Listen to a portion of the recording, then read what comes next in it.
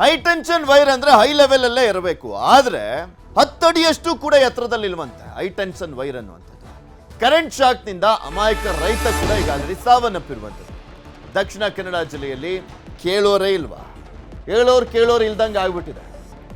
ಒಂದ್ ಕಡೆ ಸರ್ಕಾರನೂ ಹಂಗೆ ನಡೀತಾ ಇದೆ, ಅಧಿಕಾರಿಗಳು ಹಂಗೆ ಇದ್ದಾರೆ, ಅವ್ರ ಸಿಬ್ಬಂದಿಗಳು ಕೇಳೋದೇ ಬೇಡ, ಅಡ್ರೆಸ್ಗೆ ಇಲ್ಲ.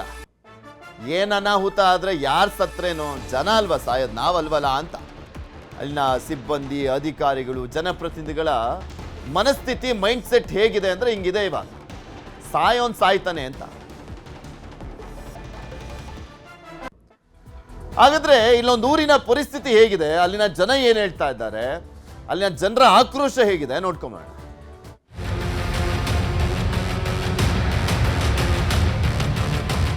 ಹೈ ಟೆನ್ಷನ್ ವೈರ್ ನಮ್ಮ ಇಲ್ಲಿ ಅತಿ ಕಡಿಮೆ ಎತ್ತರದಲ್ಲಿ ಹೋಗಿದೆ. ಹೋಗ್ತಾ ಇರ್ತಾರೆ, ಗಾಡಿ ಹೋಗುತ್ತೆ, ರೋಡ್ ಇದೆ, ಕೆಳಗೆ ಬರುತ್ತೆ, ಡೌನ್ ಬರುತ್ತೆ, ಹೀಟ್ ಆಗುವಾಗ ಸೌಂಡ್ ಎಲ್ಲ ಬೇರೆ ಇರುತ್ತೆ. ವೈರ್ ಇಲ್ಲಿ ಅಲ್ಲಿ ತುಂಬಾ ಡೌನ್ ಅಲ್ಲಿ ಇದೆ, ಇಲ್ಲಿ ಬರುವಾಗ ಗುಡ್ಡದ ಮೇಲಿದೆ. ಬೇಸಿಗೆಗಾಲದಲ್ಲಿ ಕಾಡಿ ಸುಟ್ಟು ಹೋಗ್ತಿತ್ತು ಮೊನ್ನೆ ಸಿಚುವೇಶನ್ಗೆ. ನೋಡಿ, ಹೈ ಟೆನ್ಷನ್ ವೈರ್ ನೆಲಕ್ಕೆ ತಾಗುವಂತೆ ಎಷ್ಟೊಂದು ಕೆಳಗೆ ಬಾಗಿವೆ ಅಂತ. ಇದೇ ಹೈ ಟೆನ್ಷನ್ ವೈರ್ಗೆ ತಾಗಿ ಕಳೆದ ಜುಲೈ 14ರಂದು ರೈತರೊಬ್ಬರು ಮೃತಪಟ್ಟಿದ್ದಾರೆ. ಇಲ್ಲಿ ರಾಜಪಾಲಿಕೆ ಎಂಬಲ್ಲಿ ನಮ್ಮ ತಂದೆಯಾದ ಕೃಷ್ಣಪ್ಪ ಕುಲಾಲ್ ಇವರು, ಹಾಗೆ ಅವರು ಕೃಷಿಕರು ಸ್ವಲ್ಪ, ಹಾಗೆ ಅವರು ಗುಡ್ಡಕ್ಕೆ ಸೊಪ್ಪು ತರಲಿಕ್ಕೆ ಅಂತ ಹೋಗುವಾಗ ಅವರಿಗೆ ಏಮಾರ್ನಿಂದ ಒಂದು ಅಜಾಗೃತಿಯಿಂದ ಅವರು ಜೀವವನ್ನು ಕಳ್ಕೊಂಡ್ರು. ಅದು ಹೇಳಲಿಕ್ಕೆ ಸಾಧ್ಯ ಇಲ್ಲ, ಅಷ್ಟು ಪ್ರೀತಿ ಇತ್ತು ನಮ್ಮಲ್ಲಿ ಅವರಿಗೆ. ಅಂದ ಹಾಗೆ ಇದು ದಕ್ಷಿಣ ಕನ್ನಡ ಜಿಲ್ಲೆಯ ಬಂಟ್ವಾಳ ತಾಲೂಕಿನ ಅಮ್ಟೂರು ಗ್ರಾಮ ಪಂಚಾಯತ್ ವ್ಯಾಪ್ತಿಯ ಮೊಡಂಕಾಪು ರಾಜೀವ ಪಳಿಕೆ ಎನ್ನುವ ಪ್ರದೇಶ. ಇಲ್ಲಿ AMR ಹೆಸರಿನ ಖಾಸಗಿ ಕಂಪನಿ ಜಲವಿದ್ಯುತ್ ಘಟಕ ಮಾಡಿಕೊಂಡಿದೆ. ಇಲ್ಲಿ ಉತ್ಪಾದನೆಯಾಗುವ ವಿದ್ಯುತ್ತನ್ನು ಮೆಸ್ಕಾಂನ ಫೀಡರ್ಗೆ ಸಾಗಿಸಲು ವಿದ್ಯುತ್ ಕಂಬಗಳನ್ನು ಅಳವಡಿಸಿದೆ. ಆದರೆ ಈ ಕಂಬಗಳಿಂದ ವೈರ್ಗಳು ನೆಲಕ್ಕೆ ತಾಗುತ್ತಿವೆ. ಇದೇ ಎಡವಟ್ಟಿನಿಂದ ಜುಲೈ 14ರಂದು ವೃದ್ಧ ಕೃಷಿಕರೊಬ್ಬರು ಸಾವನ್ನಪ್ಪಿದ್ರು. ಹೈ ಟೆನ್ಷನ್ ಪವರ್ ಲೈನ್ ನಿಗದಿತ ಎತ್ತರಕ್ಕಿಂತ ಅತಿ ಕಡಿಮೆ ಎತ್ತರದಲ್ಲಿದೆ. ವಿದ್ಯುತ್ ಕಂಬಗಳನ್ನು ಒಂದ್ ಕಡೆ ಇಳಿಜಾರು, ಇನ್ನೊಂದ್ ಕಡೆ ಎತ್ತರದ ಜಾಗದಲ್ಲಿ ಹಾಕಿದ್ದಾರೆ. ಅದಕ್ಕೆ ವೈರ್ಗಳು ಬ್ಯಾಲೆನ್ಸ್ ಸಿಗದೆ ಜೋತಾಡುತ್ತಿವೆ. ವೈರ್ ಮೇಲೆತ್ತಿ ಕಟ್ಟಿಸಲು ಹಲವು ಬಾರಿ ಮೆಸ್ಕಾಂ ಮತ್ತು ಸಂಬಂಧಪಟ್ಟ ಕಂಪನಿಗೆ ದೂರು ನೀಡಿದ್ರೂ ಯಾವುದೇ ಪ್ರಯೋಜನವಾಗಿಲ್ಲ. ಅಂದ್ರೆ ಇದು ಹೈ ಟೆನ್ಷನ್ ವೈರ್ ನಮ್ಮ ಇಲ್ಲಿ ಅತಿ ಕಡಿಮೆ ಎತ್ತರದಲ್ಲಿ ಹೋಗಿದೆ. ಆಕ್ಚುಲಿ ಅದು ಒಂದು ಟವರ್ ಮೇಲೆ ಬರಬೇಕಿತ್ತು, ಇದು ತುಂಬಾ ಕೆಳಗಡೆ, ಇದು ಇನ್ನೂ ಕೂಡ ರಿಸ್ಕೆ, ಎಲ್ಲರಿಗೂ ರಿಸ್ಕೆ ಇದು. ಆಕ್ಚುಲಿ ರೈತರದೊಂದು ಪ್ರಾಣ ಹೋಗಿದೆ. ಈಗ ಇನ್ನೂ ಕೂಡ ಯಾರ್ದು ಕೂಡ ಈಗ ಜೀವ ಹೀಗೆ ಹೋಗ್ಬಾರ್ದು, ಪ್ರಾಣಿಗಳಾಗಿರ್ಬೋದು, ಮನುಷ್ಯರಾಗ್ಬಾರ್ದು. ಇನ್ನು ಲೈನ್ ಸಮಸ್ಯೆ ನನ್ನ ಪ್ರಕಾರ ಇದಕ್ಕೆ ಸೆಂಟರ್ ಇನ್ನೊಂದು ಟವರ್ ಹಾಕ್ಬೇಕು ಇಲ್ಲಿ, ಇಲ್ಲದ್ರೆ ಇದು ಎತ್ತರವನ್ನು ಮ್ಯಾನೇಜ್ ಮಾಡ್ಲಿಕ್ಕೆ ಆಗುದಿಲ್ಲ. ಇದೊಂದು ಯಾರು ಇಲ್ಲ, ಕೇಳುವರಿಲ್ಲ ಅಂತ ಇದು ಹೀಗೆ ಮಾಡಿದ್ದಾರೆ ಅಂತ ನಮ್ಗೆ ಅನಿಸ್ತು. ಅದೇ ತುಂಬಾ ಡೌನ್ ಅಲ್ಲಿ ಇದೆ, ಈಗ ಒಂದು ಸಮಸ್ಯೆ ಆಗಿದೆ. ಆದ್ರೆ ಇನ್ನು ಮುಂದೆ ಈ ರೀತಿ ಆಗಬಾರ್ದು ಅಂತೇಳಿ ನಾವು ಹೇಳುತ್ತಿರೋದು. ಯಾಕಂದ್ರೆ ಇಲ್ಲಿ ಹೋಗ್ತಾ ಇರ್ತಾರೆ, ಗಾಡಿ ಹೋಗುತ್ತೆ, ರೋಡ್ ಇದೆ, ಮತ್ತೆ ದನಗಳೆಲ್ಲ ಮೇಯಿಸ್ಲಿಕೊಂಡು ಬರ್ತಾರೆ, ಮತ್ತೆ ಹೆಂಗಸರೆಲ್ಲ ಕಟ್ಟಿಗೆ ಕಟ್ಲಿಕ್ಕೆ ಬರ್ತಾರೆ. ಅವಾಗ ಇನ್ನು ಸಮಸ್ಯೆ ಆಗಬಾರ್ದು. ಇದಕ್ಕೆ ಕರೆಕ್ಟ್ ಆದ ಸರಿಯಾದ ಒಂದು ಪರಿಹಾರವನ್ನು ಮಾಡಿ ಕೊಡ್ಬೇಕು ಅವರು. ಮತ್ತೆ ಸ್ವಲ್ಪ ಹೈಟ್ ಮಾಡಿ, ಇದು ಬೇಸಿಗೆಗಳು ತುಂಬಾ ಕೆಳಗೆ ಬರುತ್ತೆ, ಡೌನ್ ಬರುತ್ತೆ, ಅದು ಹೀಟ್ ಆಗುವಾಗ ಸೌಂಡ್ ಎಲ್ಲ ಬೇರೆ ಇರುತ್ತೆ ವೈರ್ ಇದು. ಸ್ವಲ್ಪ ಅವರು ರೆಡಿ ಮಾಡಿ ಕೊಡ್ಬೇಕು, ನಮಗೆಲ್ಲ ಸರಿ ಮಾಡ್ಬೇಕು ಇದನ್ನು. ಶಾಲಾ ಮಕ್ಕಳು ಸೇರಿದಂತೆ ಸುಮಾರು 20ಕ್ಕೂ ಅಧಿಕ ಮನೆಗಳ ಸಂಪರ್ಕದ ರಸ್ತೆ ಇದು. ನಿತ್ಯವೂ ಜನರು ಜೀವ ಭಯದಲ್ಲೇ ಈ ವೈರ್ ಕೆಳಗೆ ಓಡಾಡಬೇಕಾಗಿದೆ. ಇಲ್ಲಿ ಅಲ್ಲಿ ತುಂಬಾ ಡೌನ್ ಅಲ್ಲಿ ಇದೆ, ಇಲ್ಲಿ ಬರುವಾಗ ಗುಡ್ಡದ ಮೇಲಿದೆ. ಅದು ಸ್ವಾಭಾವಿಕವಾಗಿ ಅದು ಕೆಳಗೆ ಬಂದೇ ಬರ್ತದೆ. ಅದನ್ನು ಅವರು ಹೈಟ್ ಮಾಡಬೇಕು ಅಥವಾ ಅದು ಬೇಕಾದಂತ ಇದನ್ನು ಇಲ್ಲಿಂದ ಶಿಫ್ಟ್ ಮಾಡಿದ್ರು ಕೂಡ ಒಳ್ಳೇದು ಅಂತೇಳಿ ಒಂದು ಇಲ್ಲಿ ಎಲ್ಲ ಸಾರ್ವಜನಿಕರ ಒಂದು ಅಭಿಪ್ರಾಯ ಕೂಡ. ಇದು ತುಂಬಾ ಡೌನ್ ಅಲ್ಲಿ ಹೋಗಿದೆ, ಯಾಕಂದ್ರೆ ಒಂದು 10-15 ಫೀಟ್ ಎತ್ತರ ಇಲ್ಲ. ಇಲ್ಲೂ ಒಂದು ಇದು ಮಳೆಗಾಲದಲ್ಲಿ ಆದ್ರಿಂದ ಆಯ್ತು, ಬೇಸಿಗೆಗಾಲದಲ್ಲಿ ಆದ್ರೆ ಕಾಡಿ ಸುಟ್ಟು ಹೋಗ್ತಿತ್ತು ಮೊನ್ನೆ ಸಿಚುವೇಶನ್ಗೆ. ಆದ್ರಿಂದ ಏನಾದ್ರೂ ಕ್ರಮ ಕೈಗೊಳ್ಬೇಕು. ಒಂದು ಮಿನಿಮಮ್ ಹೈಟ್ ಎಷ್ಟಿರುತ್ತೆ ಅಷ್ಟು ಹೈಟ್ ಮಾಡಿ ಕೊಟ್ಟರು ಸಾಕಾಗುತ್ತೆ. ಯಾಕಂದ್ರೆ ಇನ್ನು ಜೀವ ಹೋಗ್ಬಾರ್ದು, ಇಲ್ಲಿ ಹೋಗುದೆಲ್ಲ ಪಾಪದವರದೇ. ಅದಕ್ಕೋಸ್ಕರ ಏನಾದ್ರೂ ಕ್ರಮ ಕೈಗೊಳ್ಳಿ. ಕೂಡಲೇ AMR ಕಂಪನಿಗೆ ಸಂಬಂಧಪಟ್ಟ ಅಧಿಕಾರಿಗಳು ಬಿಸಿ ಮುಟ್ಟಿಸಬೇಕಿದೆ. ಜನರ ಜೀವನವನ್ನ ಕಾಪಾಡಬೇಕಿದೆ. ಅಜಿತ್ ಕುಮಾರ್, ನ್ಯೂಸ್ 18 ಪುತ್ತೂರು. ಇದ್ರ ಬಗ್ಗೆ ಇನ್ನಷ್ಟು ಮಾಹಿತಿಯನ್ನ ಕೊಡ್ತಾ ಹೋಗ್ತಾರೆ ನಮ್ಮ ಪುತ್ತೂರಿನ ಪ್ರತಿನಿಧಿಯಾಗಿರುವಂತ ಅಜಿತ್ ನಮ್ಮ ಜೊತೆ ನೇರ ಸಂಪರ್ಕದಲ್ಲಿದ್ದಾರೆ. ಅಜಿತ್, ಎಷ್ಟು ವರ್ಷದಿಂದ ಈ ಸಮಸ್ಯೆ ಇರುವಂಥದ್ದು? ಹೈ ಟೆನ್ಷನ್ ವೈರ್ ಅಂದ್ರೆ ತುಂಬಾ ಪವರ್ಫುಲ್ ಇರುತ್ತೆ, ಅದನ್ನ ಹೈ ಲೆವೆಲ್ ಅಲ್ಲೇ ಇರಬೇಕು, ಆದ್ರೆ ಇಷ್ಟೊಂದು ಬೇಜವಾಬ್ದಾರಿಯಿಂದ ಅಳವಡಿಸಿದಾರಲ್ಲ, ಒಬ್ರು ಸಾವನ್ನಪ್ಪಿದ್ರು ಕೂಡ ಎಚ್ಚೆತ್ಕೊಳ್ತಾ ಇಲ್ವಾ? ಈ ಬಂಟ್ವಾಳ ತಾಲೂಕಿನ ಶಂಭೂರಿನಲ್ಲಿ ನಿರ್ಮಾಣವಾಗಿರುವಂತಹ AMR ಅಂದ್ರೆ ಜಲ ವಿದ್ಯುತ್ ಸ್ಥಾವರದಿಂದ ಈ ಒಂದು ವೈರ್ ಅನ್ನು ರಾಜೀವ್ ಪಳಿಕೆ ಅನ್ನುವ ಪ್ರದೇಶದ ಮೇಲೆ ಹರಿಯಬಿಡಲಾಗ್ತಿದೆ. ಈ ಕಾರಣಕ್ಕಾಗಿ ಈ ಒಂದು ಪ್ರದೇಶದಲ್ಲಿ ಸುಮಾರು ಹಲವು ಟವರ್ಗಳ ಮೂಲಕ ಈ ಒಂದು ವೈರ್ ಸಾಗಾಟ ಆಗ್ತಾ ಇದೆ. ಅದು ಈ ಒಂದು ವೈರ್ ಈಗ ಶಂಭೂರು ಡ್ಯಾಮ್ನಿಂದ ನೇರವಾಗಿ ಮೆಸ್ಕಾಂನ ವಿದ್ಯುತ್ ಸ್ಥಾವರಕ್ಕೆ ಸ್ಥಳಾಂತರವಾಗುವಂತಹ ಒಂದು ಪ್ರಕ್ರಿಯೆ ಆಗಿರುತ್ತದೆ. ಈ ಕಾರಣಕ್ಕಾಗಿ ಈ ಒಂದು ರಾಜೀವ್ ಪಾಳಿಕೆ ಒಂದು ಪರಿಸರದಲ್ಲಿ ಈ ಒಂದು ರಸ್ತೆಯ ಮೇಲೆಯಿಂದಲೇ ಈ ಒಂದು ತಂತಿ ಹಾದು ಹೋದ ಕಾರಣಕ್ಕಾಗಿ ಈ ಒಂದು ಕಳೆದ ಜುಲೈ 14ರಂದು ಒಂದು ಕೃಷಿಕರು ಮೃತಪಟ್ಟಿದ್ದಾರೆ. ಅದೇ ರೀತಿ ಮುಂದಿನ ದಿನಗಳಲ್ಲಿ ಇದೇ ರೀತಿಯ ಒಂದು ಅವಘಡ ಸಂಭವಿಸಬಹುದು ಎನ್ನುವಂತಹ ಒಂದು ಭಯದಲ್ಲಿ ಈ ಭಾಗದ ಜನರಿದ್ದಾರೆ. ಕೇವಲ 10 ಮೀಟರ್ ಒಂದು ಎತ್ತರದಲ್ಲಿ ಒಂದು ತಂತಿ ಹಾದು ಹೋಗಿದ ಕಾರಣಕ್ಕಾಗಿ ಕೃಷಿಕ ಆ ಒಂದು ಸ್ಥಳದಲ್ಲಿದ್ದಂತಹ ಒಂದು ಸಣ್ಣ ಗಿಡವನ್ನು ಕತ್ತರಿಸುವ ಸಂದರ್ಭದಲ್ಲಿ ಈ ಒಂದು ಅವಘಡ ಸಂಭವಿಸಿದೆ. ಇದೇ ರೀತಿ ಅವಘಡ ಮುಂದಿನ ದಿನಗಳಿಗೂ ಕೂಡ ಈ ಒಂದು ಪ್ರದೇಶದಲ್ಲಿ ಆಗುವ ಒಂದು ಭಯದಲ್ಲಿ ಇದೀಗ ಊರಿನ ಜನರಿದ್ದಾರೆ. ಮತ್ತು ಈಗಾಗಲೇ ಮೆಸ್ಕಾಂ ಮತ್ತು ಸಂಬಂಧಪಟ್ಟ AMR ಡ್ಯಾಮ್ಗೆ ಕೂಡ ಈ ಒಂದು ಸ್ಥಾವರ ಈ ಒಂದು ವೈರ್ ಅನ್ನು ಎತ್ತರಕ್ಕೆ ಏರಿಸುವಂತ ಒಂದು ಕೆಲಸವನ್ನು ಮಾಡಬೇಕು. ಇಲ್ಲದಿದ್ದರೆ ಮುಂದಿನ ದಿನಗಳಲ್ಲಿ ಇನ್ನಷ್ಟು ಜೀವ ಹಾನಿ ಆಗುವಂತಹ ಸಾಧ್ಯತೆ ಇದೆ ಎನ್ನುವಂತಹ ಎಚ್ಚರಿಕೆಯನ್ನು ಕೂಡ ಈ ಒಂದು ಗ್ರಾಮಸ್ಥರು ನೀಡಿದ್ದಾರೆ. ಆದ್ರೂ ಕೂಡ ಈ ಬಗ್ಗೆ ಯಾವುದೇ ಒಂದು ಕ್ರಮವನ್ನು ಸಂಬಂಧಪಟ್ಟ ಜಲವಿದ್ಯುತ್ ಸ್ಥಾವರ ಆಗಿರ್ಲಿ ಮೆಸ್ಕಾಂ ಇಲಾಖೆ ಆಗಲಿ ಮಾಡಿಲ್ಲ ಎನ್ನುವಂತಹ ಒಂದು ಆರೋಪವನ್ನು ಕೂಡ ಇದೀಗ ಗ್ರಾಮಸ್ಥರು ಮಾಡ್ತಿರುವಂತದ್ದು. ಅಜಿತ್, ಈಗ ಒಂದೊಂದು KVಗೂ ಕೂಡ ಒಂದೊಂದು ಹೈಟ್ ಇರುತ್ತೆ. ಈಗ 11 KV ಹೈ ಟೆನ್ಷನ್ ವೈರ್ ಇದ್ರೆ ಒಂದು 19 ಅಡಿ ಇರುತ್ತೆ, ಅದರ ರೂಲ್ಸ್ ಪ್ರಕಾರ ನೋಡಿದ್ರೆ. 33 KV ಇದ್ರೆ ಒಂದು 20 ಅಡಿ ಇರುತ್ತೆ. 66 KV ಮತ್ತು ಒಂದು ಕಡೆ 240 KV ಒಂದೊಂದು ಹೈ ಟೆನ್ಷನ್ ವೈರ್ಗೂ ಕೂಡ ವೋಲ್ಟೇಜ್ ಜಾಸ್ತಿ ಆದಂತೆ ಅದರ ಹೈಟು ಜಾಸ್ತಿ ಆಗ್ತಾ ಹೋಗುತ್ತೆ. ಇದು ಎಷ್ಟು KV ಹೈ ವೋಲ್ಟೇಜ್ ಟೆನ್ಷನ್ ಆಗಿದೆ. ಮತ್ತೆ ಮಳೆ ಬೇರೆ ಬರ್ತಾ ಇರುತ್ತಲ್ಲ, ಯಾವುದಾದ್ರೂ ಮರಕ್ಕೆ ಟೆಚ್ಚಾದ್ರೂ ಕೂಡ ದೊಡ್ಡ ಇನ್ನೊಂದು ಅನಾಹುತ ಆದ್ರೂ ಆಗ್ಬಿಡುತ್ತೆ. ಸ್ಥಳೀಯರ ಮಾಹಿತಿ ಪ್ರಕಾರ ಈ ಒಂದು ವೈರ್ 110 KV ಒಂದು ಕೆಪಾಸಿಟಿಯನ್ನು ಹೊಂದಿರುವಂತಹ ವೈರ್ ಆಗಿದೆ. ಈ ಕಾರಣಕ್ಕಾಗಿ ಒಂದು ಹೈಟ್ ಕೂಡ 20 ಫೀಟ್ಗಿಂತ ಎತ್ತರವಾಗಿರುವಂತಹ ಒಂದು ನಿಯಮ ಕೂಡ ಇದೆ. ಆದ್ರೆ ಈ ಒಂದು ಭಾಗದಲ್ಲಿ ಒಂದು ಟವರ್ ಅನ್ನು ಎತ್ತರದ ಭಾಗದಲ್ಲಿ ನಿರ್ಮಿಸಿರುವಂತದ್ದು, ಇನ್ನೊಂದು ಟವರ್ ಅನ್ನು ಇಳಿಜಾರಿನ ಪ್ರದೇಶದಲ್ಲಿ ನಿರ್ಮಿಸಿರುವಂತದ್ದು. ಈ ಕಾರಣಕ್ಕಾಗಿ ಸ್ವಾಭಾವಿಕವಾಗಿ ಈ ಒಂದು ವೈರ್ಗಳು ನೇತಾಡುವಂತ ಜೋತು ಬಿಡುವಂತ ಒಂದು ಪರಿಸ್ಥಿತಿ ಈ ಒಂದು ಭಾಗದಲ್ಲಿದೆ. ಈ ಕಾರಣಕ್ಕಾಗಿ ತಕ್ಷಣವೇ ಈ ಒಂದು 2 ಟವರ್ಗಳ ಮಧ್ಯದಲ್ಲಿ ಇನ್ನೊಂದು ಟವರ್ ಅನ್ನು ನಿರ್ಮಿಸಬೇಕು. ಇದರಿಂದಾಗಿ ಈ ಒಂದು ವೈರ್ನ ಒಂದು ಎತ್ತರವನ್ನು ಎತ್ತರ ಮಾಡಲು ಸಾಧ್ಯ ಇದೆ. ಆಫೀಸರ್ಸ್ ಕೇಳಿದಾಗ ಮೆಸ್ಕಾಂ ಅಧಿಕಾರಿಗಳು ಏನ್ ಹೇಳ್ತಾ ಇದ್ದಾರೆ? ಖಂಡಿತವಾಗಿಯೂ ಮೊನ್ನೆ ನಡೆದಂತಹ ಒಂದು ಸಾವಿನ ಸ್ಥಳಕ್ಕೆ ಮೆಸ್ಕಾಂ ಅಧಿಕಾರಿಗಳು AMR ಅಧಿಕಾರಿಗಳೆಲ್ಲ ಬಂದಿದ್ರು.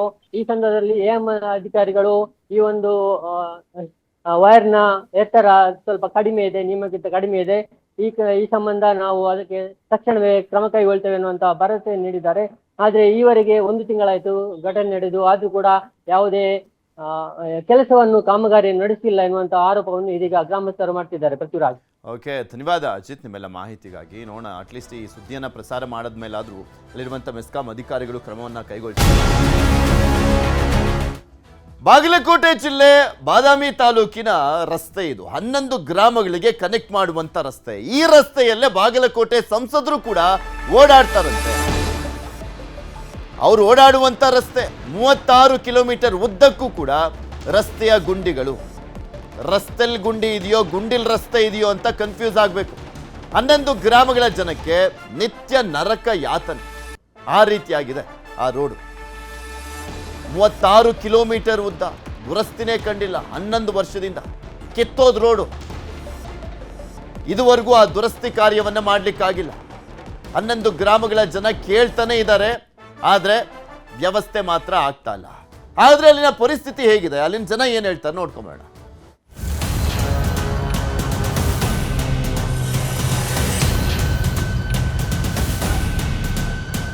ಬಾಗಲಕೋಟೆ ಜಿಲ್ಲೆಯ ಬಾದಾಮಿ ತಾಲೂಕಿನ ಒಂದಲ್ಲ ಎರಡಲ್ಲ ಬರೋಬ್ಬರಿ 11 ಗ್ರಾಮಗಳ ರಸ್ತೆ ಸಂಪರ್ಕದ ರಸ್ತೆಯ ಅವಸ್ಥೆ ಇದು. ಎಲ್ಲಿ ನೋಡಿದ್ರೂ ತಗ್ಗು ಗುಂಡಿಗಳು, ಧೂಳಿನಿಂದ ಕೂಡಿದ ರಸ್ತೆ. ಎಷ್ಟೋ ಬಾರಿ ಅಪಘಾತದಿಂದ ಹಲವಾರು ಜನರು ಆಸ್ಪತ್ರೆ ಪಾಲಾಗಿದ್ದಾರೆ.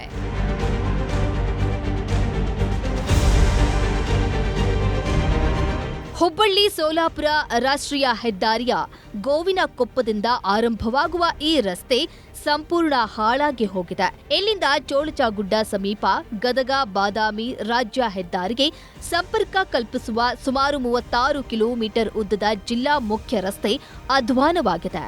ಗೋವಿನಕೊಪ್ಪ, ಕಳಸ, ಜಕ್ಕಲಿ ಕ್ರಾಸ್, ಕಿತ್ತಲಿ, ಸುಳ್ಳ, ಹೆಬ್ಬಳ್ಳಿ, ಮುಮ್ಮರಡ್ಡಿ ಕೊಪ್ಪ, ನೀರಲಗಿ, ಎಸ್ಎಲ್ ಬೂದಿಹಾಳ, ಜಕನೂರು ಕ್ರಾಸ್, ತಮಿನಾಳ, ಕಾತರ್ಕಿ ಹಾಗೂ ಕ್ಯಾಡ ಚೋಳಚಗುಡ್ಡ ಸೇರಿದಂತೆ 11ಕ್ಕೂ ಹೆಚ್ಚು ಗ್ರಾಮಗಳ ಜನರು ಇದೇ ಗುಂಡಿ ಬಿದ್ದ ರಸ್ತೆಯಿಂದ ನೊಂದು ಬೆಂದಿದ್ದಾರೆ.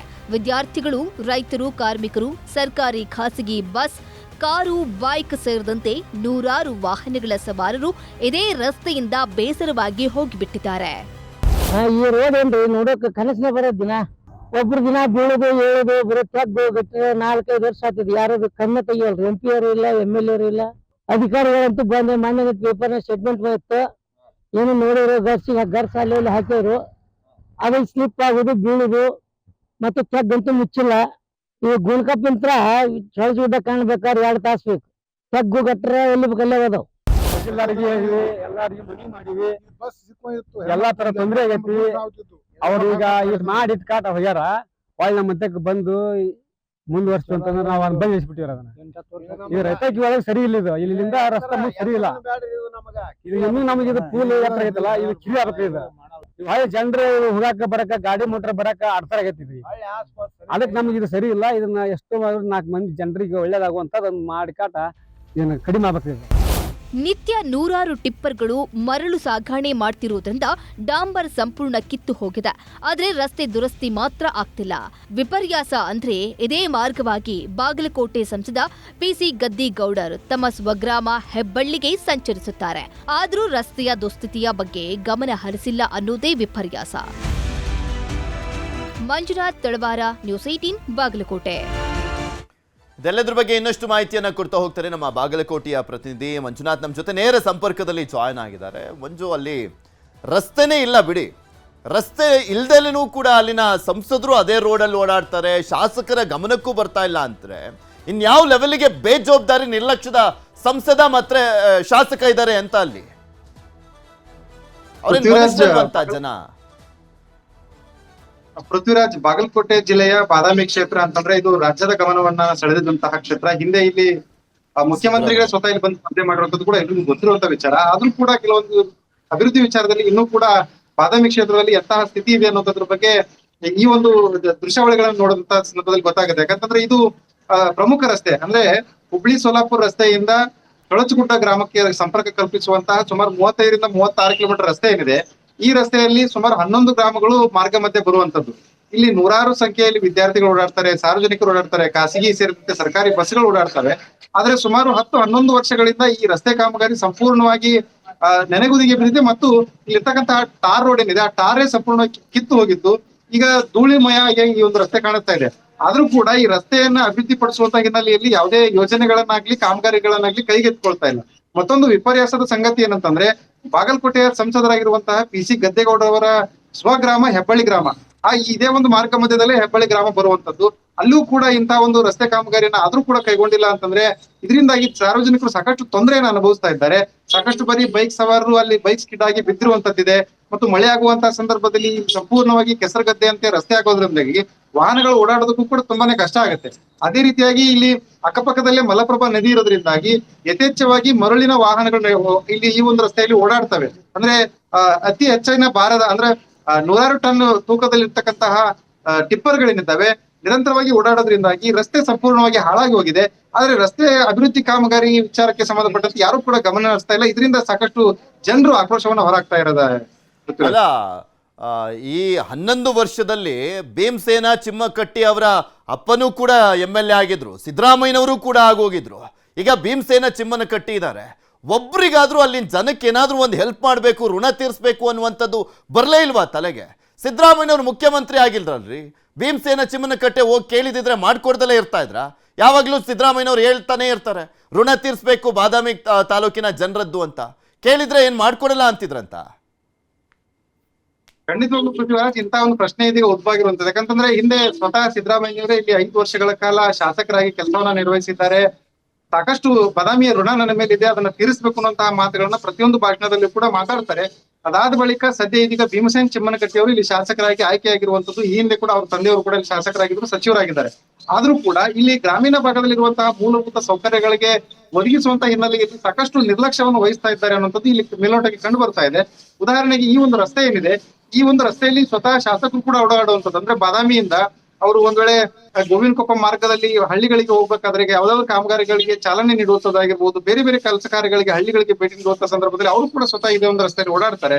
ಸಂಸದರು ಕೂಡ ನಿರಂತರವಾಗಿ ಓಡಾಡ್ತಾರೆ. ಅಂತ ಒಂದು ರಸ್ತೆಯಲ್ಲಿ ತಾವೇ ಸ್ವತಃ ಆಡಿಡುವಂತ ಸಂದರ್ಭದಲ್ಲಿ ಸಮಸ್ಯೆಯನ್ನು ಎದುರಿಸಿದ್ರು ಕೂಡ ರಸ್ತೆ ಕಾಮಗಾರಿಯನ್ನು ಯಾಕೆ ನಿರ್ವಹಿಸ್ತಾ ಇಲ್ಲ ಅನ್ನೋದು ಪ್ರಶ್ನೆ ಆಗಿರುವಂತದ್ದು. ಸದ್ಯ ಇದೀಗ ಮಳೆಗಾಲ ಬಂದಂತ ಸಂದರ್ಭದಲ್ಲಿ ಸಾಕಷ್ಟು ತೊಂದರೆನ ಅನುಭವಿಸಿರ್ತಕ್ಕಂಥ ಜನರು ಆಕ್ರೋಶವನ್ನು ಹೊರಹಾಕ್ತಾ ಇದ್ದಾರೆ. ಪೃಥ್ವಿರಾಜ್. ಓಕೆ, ಧನ್ಯವಾದ ಮಂಜು ನಿಮ್ಮೆಲ್ಲ ಮಾಹಿತಿಗಾಗಿ.